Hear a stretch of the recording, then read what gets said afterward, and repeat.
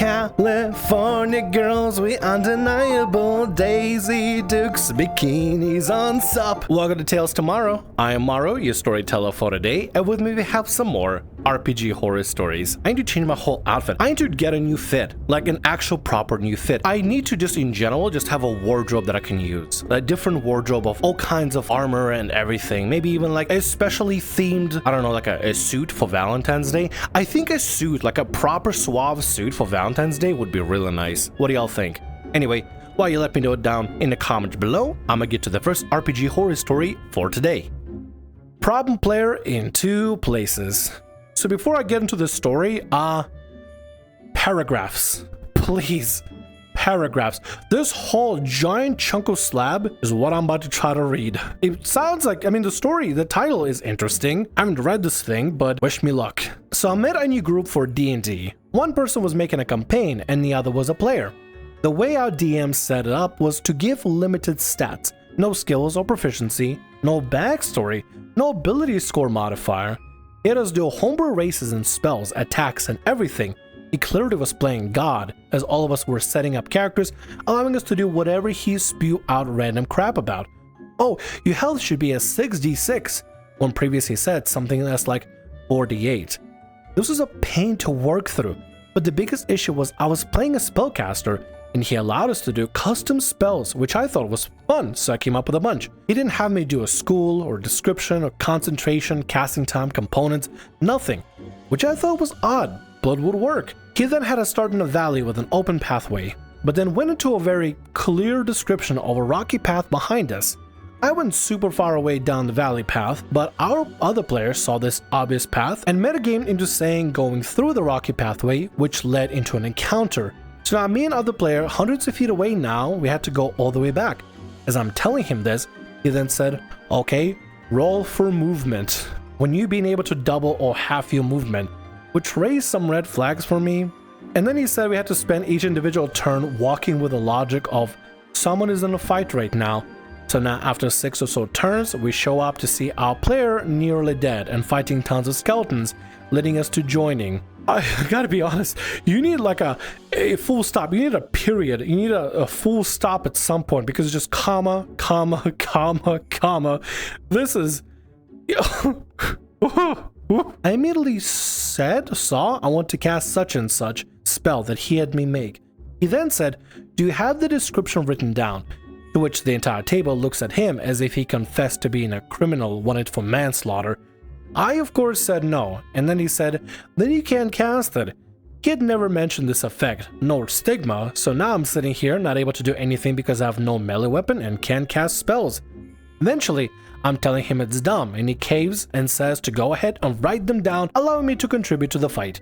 The only issue is that he purposefully ruins us as players, throwing new and random things out of nowhere. And throughout, whenever we make a comment as casual as, oh, this is a hard fight, he blows up and says we weren't supposed to go there this early. His problem-solving solutions are also horrid, as when one player asks to lever themselves back up with their hammer and rolled a 14 plus 6, the DM says that fails, which sparks a conflict between the two, resulting me and the other player to just kind of fiddle around for the next 20 minutes with me constantly interrupting trying to defuse the conflict. Which led our DM to doing this is, he is a rules lawyer and refuses to allow some magical courtesy for dramatic effect and excitement to a fight occur. It's seen him nitpicking rules and effects they put in place in the campaign of which he is a player and resisting everything the DM puts in place in order to keep them moving forward. Something as simple as my chaotic neutral PC surrendering as the beginning of a fight, him not knowing anything as part of his backstory and attacking me, so joining to try and lessen damage and him ripping into me. This occurs constantly because his character has a blank state of mind and abuses this to its fullest. One time in particular was him spending 45 minutes arguing with the DM on how he would engage in conversation with one NPC in particular. I left the group when he is the DM, leading him to come complaining to me on leaving, prompting me saying I simply had scheduling conflicts, and then upon further asking, provoking me, just telling him his DM work can be worked on as it makes a unfun experience for a lot of people. My brain is hurting a little, I'll be honest. I get the story, and I get the DM did some crappy things completely, and they shouldn't be putting you guys in a situation that's completely unbalanced for you, or have this lack of spells and descriptions, and be able to create spells without having a description, then because if you don't have the description for them, you can't use them and stuff. It's just lack of a system that creates this giant disaster, because there's no rule set to go off of. There's no basis to work off here, basically. I hope that you find a group that doesn't have a crappy DM like this anymore, or maybe the DMing skills improve and things can get better, but just please no more slabs of text. Paragraphs. Punctuations. Please. Anyway, let's get to the next RPG horror story for today. Never say it can't happen in your group. To be honest, we beat the odds.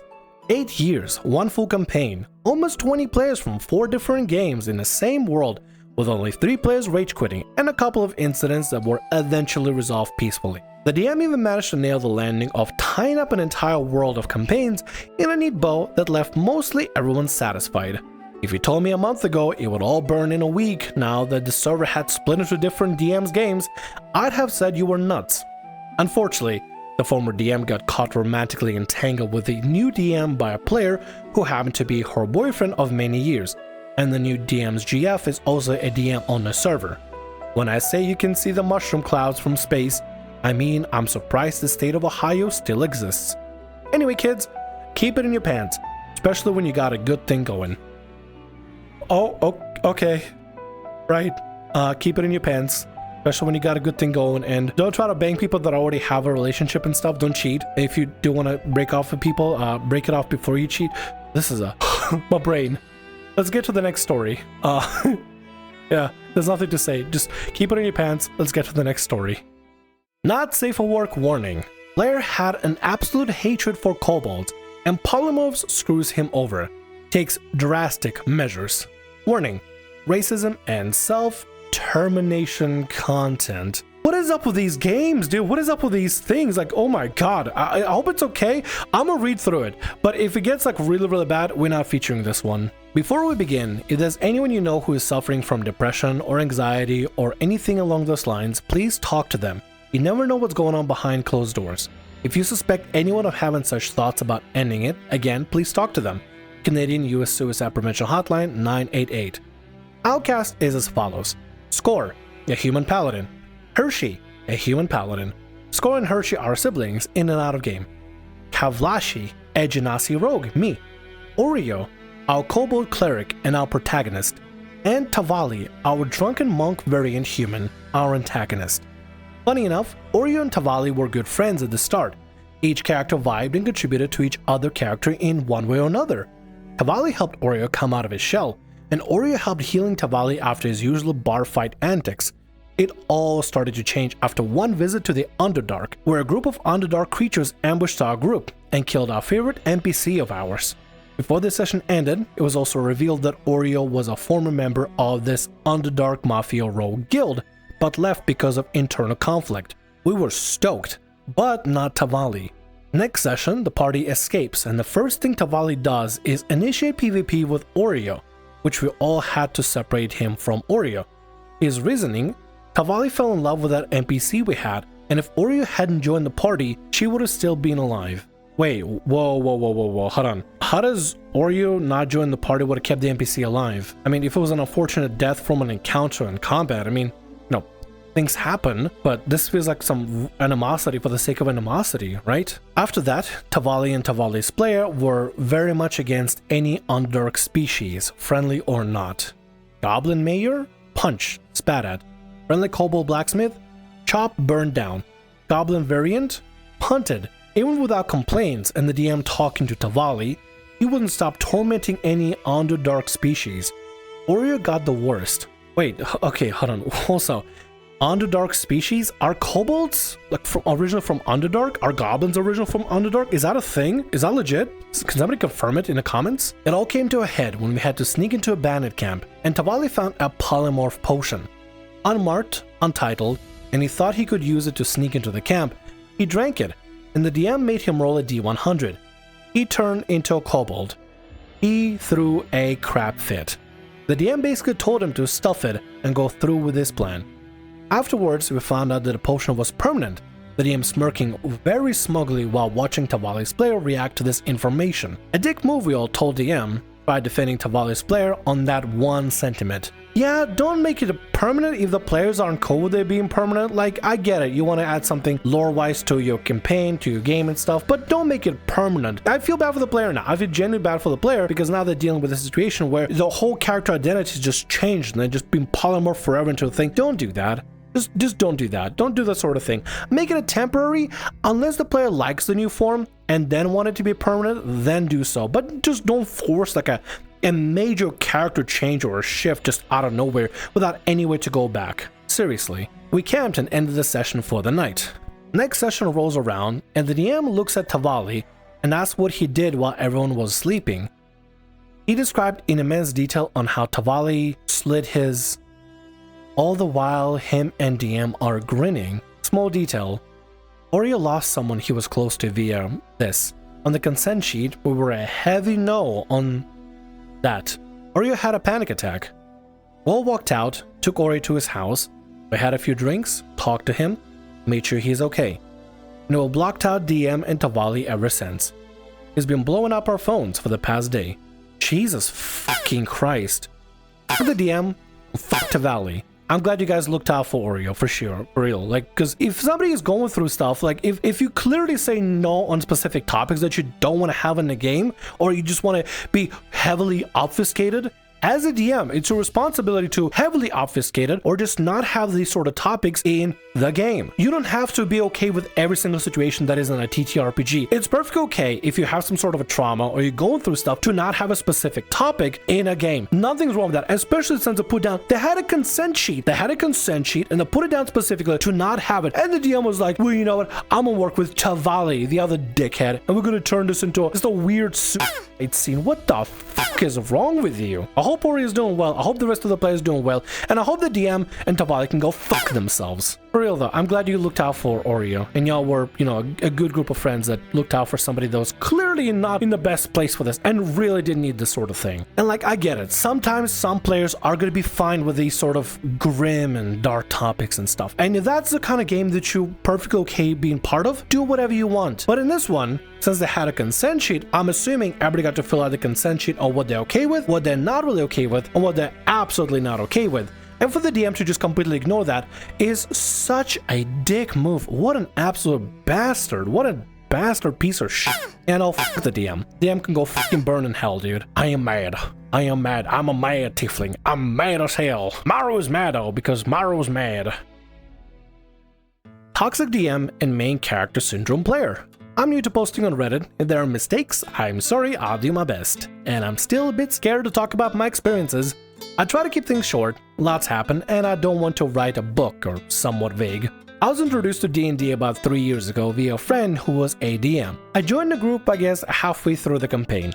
I had fun time until I didn't. The DM didn't like one of the players' behavior outside of the game, but it had nothing to do with the game. At the time, they were really stressed out but didn't really affect their gameplay. The DM decided to do a total party kill. They told me and the other player, main character syndrome, let's call them MC, about it. The DM also liked to punish players, or so it felt. Enemy got nat 20 multiple times in a row against my character. The enemy hit like a truck.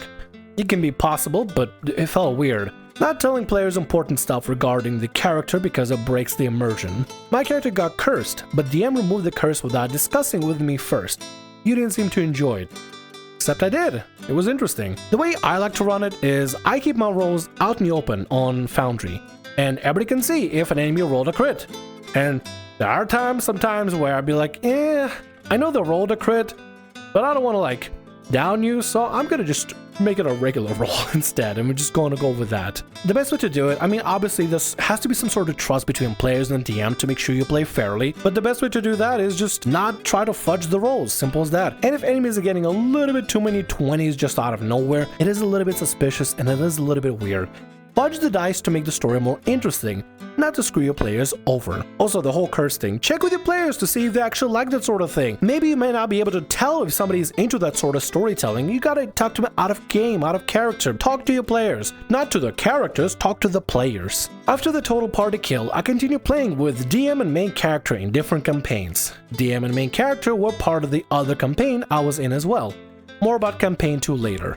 I didn't feel comfortable knowing that TPK is a possibility if DMs doesn't like you. Main character was talking a lot. I noticed in the other games that they seem to want to do everything. I'm more on the quieter side, but I don't mind more talkative people taking the lead, but there's a difference between talking a lot and talking a lot. They are different, talking a lot and talking a lot. They're the same thing, huh? Main character also liked to complain a lot. In the new campaign, there was a lot of my character sucks, it's useless, etc. You chose that character, but apparently all that was only a joke. It did affect my mood, and battles are quite stressing already. I mainly play Spellcaster, glass cannons are fun. And if one just goes, our characters are going to die, backup ready, it's not really that fun. You know, that's something I can agree with. If you're playing with a DM, right, and you play like in a kind of environment where the DM just like says, I've been in games and I've even been in VR chat roleplays where a lot of the notion was, can't wait to make a backup character, and it's just like, what if I don't want my character to die? What if I just want to have an adventure with that, right? It's a kind of mentality. If you have this kind of DM or players that constantly go with like, oh boy howdy, look at this fight, can't wait to make an alt now, making my character as we speak, I don't know, puts you in a little bit of a downer because you think like, well, you're not excited for the battle ahead because you're thinking more about like making the backup because you know your character's gonna die. What if your character doesn't die? But it just kind of, I don't know, man, it just kind of deflates any sort of excitement of in the moment because people are just kind of cheering on, whether it be the DM or other players being, oh boy, time to make new characters, guys, like middle of the fight. It just kind of deflates any sort of like notion because it just feels very fickle, like, oh well, the character's gotta die, let me just make a new character instead of being in the moment, in the zone. I get whenever you have these sort of like negative mentality that are being like cheered and praised on rather than focusing on the current moment right now. It's just, it can really deflate someone's excitement and experience. I don't know, maybe I'm just weird like that, but let's go on. A couple of months later, I was kicked from campaign 1. I was told, you don't get along with others, and you don't seem to be happy when you aren't in the spotlight. That came out of nowhere. The other player loved my character and wanted me to stay when I told I was thinking of leaving. Campaign 2 was even more horrible. Main character sent me a disgusting private message basically telling me I'm absolute crap. They did apologize with non-apology, which I didn't accept for obvious reasons. I left the campaign 2 and told few players what has happened. They were shocked. What makes this all even worse is that DM and main character were my friends. Well, they aren't anymore. If those people are your friends, then yeah, I'm glad you cut them out because they don't sound like friends at all. Which friend goes into your DMs and says, oh, you crap, you stinky poo-poo? It's like, oh, okay. Weird, but okay. I don't know, man. That just sounds strange. Maybe there's context missing in the story. I don't know. But what was the reason why they, were trying to kick you out of a game and trying to badmouth you? Was it just bullying? Is that what it was? Months later in early autumn, I told TPK group what had actually happened. I felt like they deserved to know. I was also asked was all the things I've been told were really true. Me not happy if I'm in the spotlight, etc. All of them said no. After these experiences, I wanted to sell everything D&D related thing that I had. Started to hate something I loved. I guess deep down I knew I would regret it if I quit. I took some time for myself and I'm happy I didn't quit. I found a new group. I'm still a little bit nervous whenever I talk. I feel like I need to apologize for talking too much, even though most of the time I stay quiet. The new group and new DM know what I've been through. Edit 1. Campaign 1, I wasn't allowed to say bye to the other players. When I asked why, I was told it would be awkward.